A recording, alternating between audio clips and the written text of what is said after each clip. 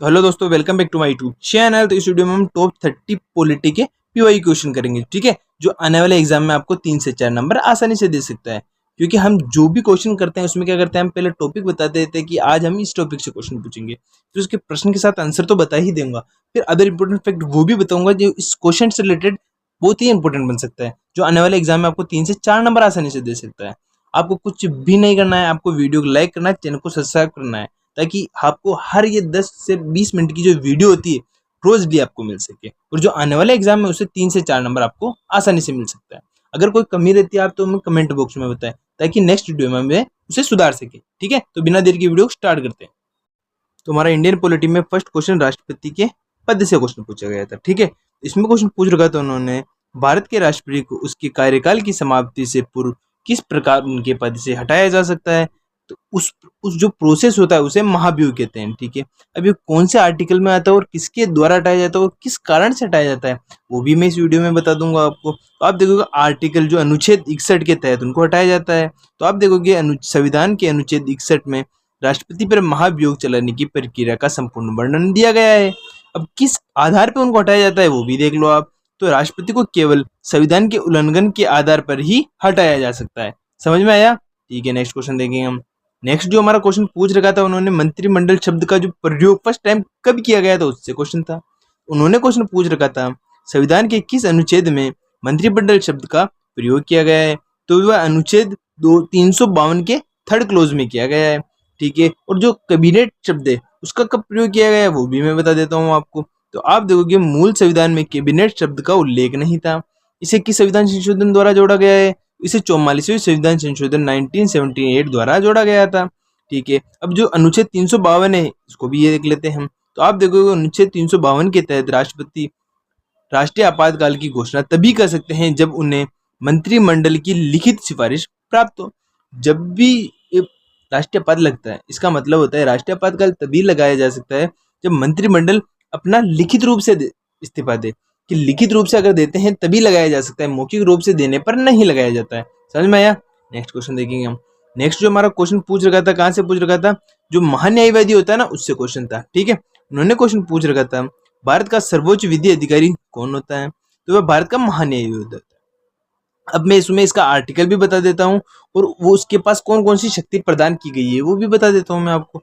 तो आप देखोगे अनुच्छेद 76 में इसकी नियुक्ति किसके द्वारा की जाती है? राष्ट्रपति द्वारा इसकी नियुक्ति की जाती है। ठीक है, वह भारत सरकार का कानूनी मामलों में सलाहकार होता है। जब भी कोई भारत सरकार को कानूनी सलाहकार लेनी हो तो वह महान्यायवादी से पूछ सकते हैं। ठीक है, उन्हें संसद के दोनों सदनों की जो कार्यवाही होती है उसमें भाग लेने का तो अधिकार है, लेकिन वोट देने का अधिकार नहीं है।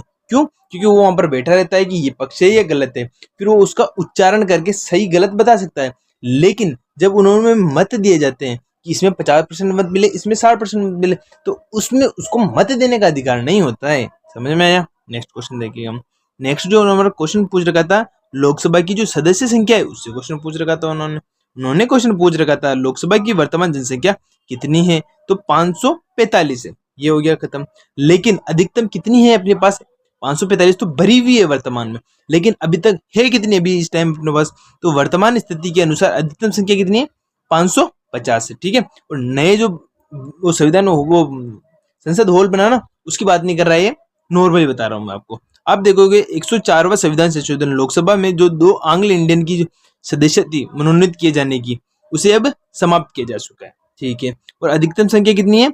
550 है, लेकिन अभी कितनी है अपने पास? 545 है। तो 545 कहाँ की है, राज्य की कितनी की और यूटी की कितनी है वो भी बता देता हूँ मैं आपको। तो आप देखोगे 530 है वह राज्यों की है और 20 केंद्र शासित प्रदेश की मतलब यूटी की है। समझ में आया? नेक्स्ट क्वेश्चन देखेंगे हम। नेक्स्ट जो हमारा क्वेश्चन पूछ रखा था, कहाँ से पूछ रखा था, जो पार्लियामेंट में जो शून्यकाल होता है ना, 0 आवर, उससे क्वेश्चन पूछ रखा था कि वो किसकी देन है। आप देखोगे संसदीय व्यवस्था में जो शून्यकाल होता है वह किस देश की देन है। तो वह भारत की देन है। ठीक है, और ये कब अपनाया गया था और किसके बाद होता है वो भी मैं बता देता हूँ। तो यह भारतीय संसदीय नवाचार है जो 1962 में अस्तित्व में आया, इससे पहले नहीं था। यह प्रश्नकाल के तुरंत बाद शुरू होता है जो दोपहर 12 बजे स्टार्ट होता है। जो 11 से 12 होता है ना वहां पर क्वेश्चन आवर स्टार्ट होता है। क्वेश्चन आवर के 1 घंटे बाद ये कौन सा 0 आवर स्टार्ट होता है। इसमें सदस्य बिना किसी पूर्व सूचना के महत्वपूर्ण मामले उठा सकते हैं। इसका मतलब ये होता है जो क्वेश्चन आवर होता है 11 से 12 उसमें वही प्रश्न पूछे जाते हैं जो अभी उन्होंने लिखित रूप से पूछ रखे हों। लेकिन जो शून्यकाल होता है इसमें कोई भी रैंडम क्वेश्चन आपसे पूछ सकता है जो कि एक महत्वपूर्ण क्वेश्चन हो सकता है। समझ में आया? नेक्स्ट क्वेश्चन देखेंगे हम। नेक्स्ट जो उन्होंने क्वेश्चन पूछ रखा था जो जुडिशियल रिव्यू है उससे क्वेश्चन पूछ रखा था उन्होंने क्वेश्चन पूछ रखा था भारत में न्यायिक पुनर्विकल्प की संकल्पना किस देश के संविधान से ली गई है? तो ये यूएसए से ली गई है जिसे अपन क्या कहते हैं, संयुक्त राज्य अमेरिका कहते हैं। ठीक है, अब इसके बारे में और इम्पोर्टेंट फैक्ट भी हम जान लेते हैं। इसका अर्थ क्या होता है कि न्यायपालिका विधेयिका द्वारा बनाए गए कानूनों और कार्यपालिका के आदेशों की संवैधानिक जांच कर सकती है। इसका मतलब ये होता है अगर कोई कोर्ट ने कोई गलत फैसला दे दिया तो उसे 30 दिनों के भीतर पहले ही सरकार को इन्फॉर्म करना होगा कि इन्होंने जो फैसला दिया वो गलत है, तो उसे वापस रिव्यू किया जाएगा कि इस फैसले में क्या गलत था। तो इसलिए इस नियम का उल्लंघन किया जाता है। और ये कहाँ से लिया गया है? ये यूएस से लिया गया है। ठीक है, नेक्स्ट क्वेश्चन देखेंगे हम।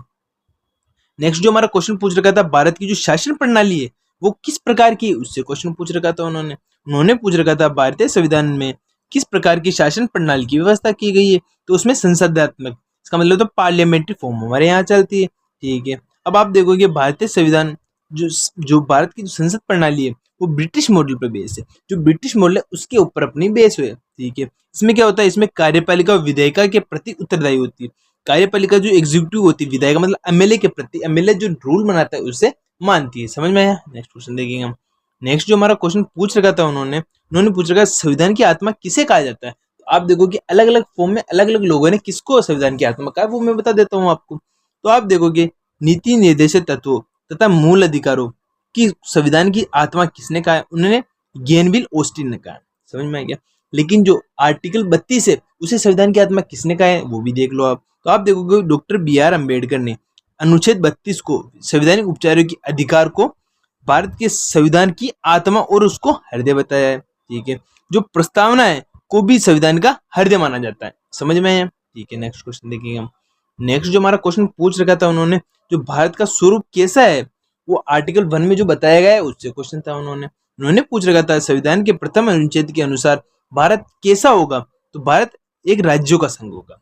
ठीक है, अब अनुच्छेद 1 क्या कहता है वो देख लो आप। इंडिया जो कि एक भारत और एक राज्यों का संघ होगा। इसका मतलब होता है कि किसी भी राज्य को भारत से अलग होने का अधिकार प्राप्त नहीं है, वह अपनी इच्छा अनुसार भारत से अलग नहीं हो सकता। इसका मतलब ये होता है। नेक्स्ट क्वेश्चन देखेंगे हम। नेक्स्ट जो हमारा क्वेश्चन पूछ रखा था वो जो लैंग्वेज बेस पे जो फर्स्ट राज्य बना था वह कौन सा बना था उससे क्वेश्चन पूछ रखा था, और कब बना था वो भी मैं इस वीडियो में बता दूंगा आपको। तो भाषाई आधार पर भारत में सर्वप्रथम किस राज्य का गठन किया गया था? तो वह आंध्र प्रदेश का किया गया था। और कब किया गया था वो भी मैं बता देता हूँ। आंध्र प्रदेश का गठन 1 अक्टूबर 1953 को किया गया था। इसके बाद 1956 में राज्य पुनर्गठन अधिनियम पारित किया गया था जिसके तहत भाषाई आधार पर 14 और राज्यों का भी गठन किया गया था। ठीक है, नेक्स्ट क्वेश्चन देखेंगे हम। तो हमारा नेक्स्ट जो क्वेश्चन पूछ रखा था उन्होंने पूछ रखा था जो अस्पृश्यता का जो उन्मूलन मतलब खत्म करने का जो आर्टिकल कौन सा है उससे क्वेश्चन पूछ रखा था उन्होंने पूछ रखा था संविधान के किस अनुच्छेद के अंतर्गत अस्पृश्यता का उन्मूलन बताया गया है? तो आर्टिकल 17 में बताया गया है।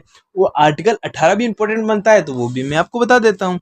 तो आप देखोगे इंपॉर्टेंट इन्फॉर्मेशन में आर्टिकल 18 उपाधियों का अंत, ठीक है, से संबंधित है, जबकि जो अनुच्छेद 14 से 18 है ये किसके बारे में बताता है? तो वह समानता के अधिकार के बारे में बताता है। समझ में आया? ठीक है, नेक्स्ट क्वेश्चन देखेंगे हम। नेक्स्ट जो हमारा क्वेश्चन पूछ रखा था उन्होंने कहाँ से पूछ रखा था? संविधान की आत्मा से क्वेश्चन पूछ रखा था उन्होंने। ठीक है, इन्होंने क्वेश्चन बता रखा था भारतीय संविधान का कौन सा भाग संविधान की आत्मा कहलाता है? तो आप देखोगे जो उद्देशिका प्रिम्बल है ये है। अब इसे कहाँ से लिया गया है? इसे ऑस्ट्रेलिया से लिया गया है। इसके इंपोर्टेंट फैक्ट में हम देखेंगे डॉक्टर बी.आर. अम्बेडकर ने अनुच्छेद 32 को संवैधानिक उपचारों का अधिकार को संविधान का एक तो हृदय बताया है और एक आत्मा बताया है। ठीक है, लेकिन सामान्यतः उद्देशिका को ही संविधान की आत्मा माना जाता है। लेकिन बी.आर. अम्बेडकर ने आर्टिकल 32 को तो बताया ही रखा है, लेकिन जनरली लोग जो प्रस्तावना है उसको भी उसका हृदय मानते हैं, क्योंकि सबसे पहले स्टार्ट वही होती है, उसके बाद कुछ स्टार्ट होता है। समझ में आया? नेक्स्ट क्वेश्चन देखेंगे हम। नेक्स्ट जो हमारा क्वेश्चन पूछ रखा था जो प्रस्तावना प्रिम्बल उसमें जो संशोधन हुआ था वो कब हुआ था और उससे क्या क्या जोड़ा गया था वो भी मैं बता देता हूँ आपको। आप देखोगे कि संविधान संशोधन के द्वारा भारतीय संविधान की उद्देशिका जिसे प्रस्तावना के नाम से जाना जाता है में संशोधन किया गया था। तो वह 42वें संविधान संशोधन के द्वारा 1976 में किया गया था। ठीक है। और इसमें क्या जोड़ा गया था वो भी देख लो आप। इसके इंपोर्टेंट फैक्ट में आप देखोगे इस संविधान के माध्यम से प्रस्तावना में 3 शब्द जोड़े गए। एक तो समाजवादी, पंथनिरपेक्ष और एक अखंडता को जोड़ा गया था। समझ में आया? नेक्स्ट क्वेश्चन देखेंगे हम। नेक्स्ट जो हमारा क्वेश्चन पूछ रखा था, एकल नागरिकता के स्रोत जो है ना वो कहाँ से लिया गया है, उससे क्वेश्चन पूछ रखा था उन्होंने पूछ रखा था भारतीय संविधान में एकल नागरिकता का प्रावधान किस देश से लिया गया है, तो अपने ब्रिटेन से लिया गया है। ठीक है। जो दोहरी नागरिकता होती है वो कहाँ होती है वो भी देख लो आप। तो आप देखोगे अमेरिका जैसे देशों में दोहरी नागरिकता होती है। दोहरी नागरिकता का मतलब क्या होता है, जहाँ केंद्र और राज्य की अलग अलग जो होती है नागरिकता वो लोगों को प्राप्त होती है। लेकिन भारत में ब्रिटिश मॉडल को अपनाया गया है, जिसमें केवल राष्ट्र की जो नागरिकता है उसी का प्रावधान माना गया है। समझ में आया? नेक्स्ट क्वेश्चन देखेंगे हम। नेक्स्ट जो हमारा क्वेश्चन पूछ रखा था, जो राष्ट्रपति को हटाने की जो प्रक्रिया है वो किससे स्टार्ट की जाती है, उसमें क्वेश्चन पूछ रखा था। उन्होंने पूछ रखा था भारत के राष्ट्रपति को उसके पद से हटाने का अधिकार किसके पास प्राप्त होता है, तो वह संसद के पास प्राप्त होता है। ठीक है। अब आप देखोगे राष्ट्रपति को हटाने की जो प्रक्रिया है को महाभियोग कहते हैं, जिसे आर्टिकल 61 में बताया गया है किस प्रकार उसे हटाया जाएगा। समझ में आया? ठीक है। नेक्स्ट क्वेश्चन देखेंगे हम। नेक्स्ट जो हमारा क्वेश्चन पूछ रखा था उन्होंने, एज सीमा पूछ रखा था कि किस पद के लिए कितनी एज सीमा होनी चाहिए। तो मैंने 2 क्वेश्चन बता रखे हैं कि उनमें कितनी सीमा होनी चाहिए। तो आप देखोगे जो भारत का प्रधानमंत्री है बनने के लिए न्यूनतम आयु कितनी होनी चाहिए। तो आप देखोगे अगर वह लोकसभा का सदस्य बनता है तो उसे 25 वर्ष की आवश्यकता होगी, अगर राज्यसभा का बनता है तो उसे 30 वर्ष की आवश्यकता होगी। ठीक है। अब आप देखो जो राज्यसभा का सदस्य बनने के लिए न्यूनतम आयु कितनी होनी चाहिए, तो मैंने अभी बताया 30 वर्ष होनी चाहिए। समझ में आया? ठीक है। नेक्स्ट क्वेश्चन देखेंगे हम। नेक्स्ट जो हमारा क्वेश्चन पूछ रखा था, संविधान को कब स्वीकार किया गया था, मतलब अडॉप्शन ऑफ कॉन्स्टिट्यूशन से क्वेश्चन पूछ रखा था उन्होंने क्वेश्चन पूछ रखा था भारत का संविधान कब स्वीकार किया गया था, तो 26 नवंबर 1949 को स्वीकार किया गया था। पर लागू कब हुआ पूर्ण रूप से वो भी देख लो आप। तो आप देखोगे इसी कारण 26 नवंबर को प्रतिवर्ष संविधान दिवस मनाया जाता है। हालांकि संविधान पूर्ण रूप से 26 जनवरी 1950 में लागू हुआ था। समझ में आया? नेक्स्ट क्वेश्चन देखेंगे हम। नेक्स्ट जो हमारा क्वेश्चन पूछ रखा था, नागरिकता का जो प्रावधान है और किस प्रकार से दी जाती है, उससे क्वेश्चन पूछ रखा था उन्होंने पूछ रखा था भारतीय संविधान को किस प्रकार की नागरिकता प्रदान की गई है, तो उन्हें एकल नागरिकता प्रदान की गई है। इसके इंपोर्टेंट फैक्ट में बता रखा उन्होंने, नागरिकता से संबंधित प्रावधान संविधान के पार्ट 2 और अनुच्छेद 5 से 11 में बताए गए थे। समझ में आया? ठीक है। नेक्स्ट क्वेश्चन देखेंगे हम। नेक्स्ट जो हमारा क्वेश्चन पूछ रखा था पूछ रखा था अंतरराष्ट्रीय शांति और सुरक्षा से क्वेश्चन था, जबकि ये प्रश्न बनता है राज्य के नीति निर्देश सिद्धांतों जिसे डीपीएस भी कहते हैं, कौन सा अनुच्छेद राष्ट्रीय शांति और सुरक्षा के सर्वबंध से संबंधित है, तो वह आर्टिकल 51 है। ठीक है। अब इसको परफेक्ट देख लेते हैं कि ये कौन से पार्ट के अंदर आता है। तो जो नीति निर्देश तत्व संविधान के पार्ट 4 में आता है, जिसमें अनुच्छेद 36 से 51 तक वर्णित किया गया है, जो कि कहाँ से लिए गए हैं, आयरलैंड के संविधान से लिए गए। तो आज का हमारा लास्ट क्वेश्चन खत्म होता है। वीडियो अच्छी लगी तो वीडियो को लाइक करें, चैनल को सब्सक्राइब करें और अपने दोस्तों तक शेयर करें। क्योंकि इस इंपोर्टेंट फैक्ट में क्या करता हूँ, पहले आपको टॉपिक बता देता हूँ कि कौन से टॉपिक से क्वेश्चन पूछा गया है, फिर उसके प्रश्न के साथ आंसर तो बता ही देता हूँ, फिर अदर इंपोर्टेंट फैक्ट में और ऐसी एक्स्ट्रा जानकारी देता हूँ कि उस क्वेश्चन को फुल पोस्टमार्टम आसानी से किया जा सकता है। अगर आप मेरी 10 से 12 मिनट की रोज वीडियो देखते हो तो मैं मानता हूँ आने वाले एग्जाम में आप इस वीडियो से 4 से 5 क्वेश्चन आसानी से कर सकते हो। आपको क्या करना है, चैनल को सब्सक्राइब करना है ताकि हर रोज हमारी वीडियो मिलती है आप आसानी से देख सको। ठीक है दोस्तों, बाय।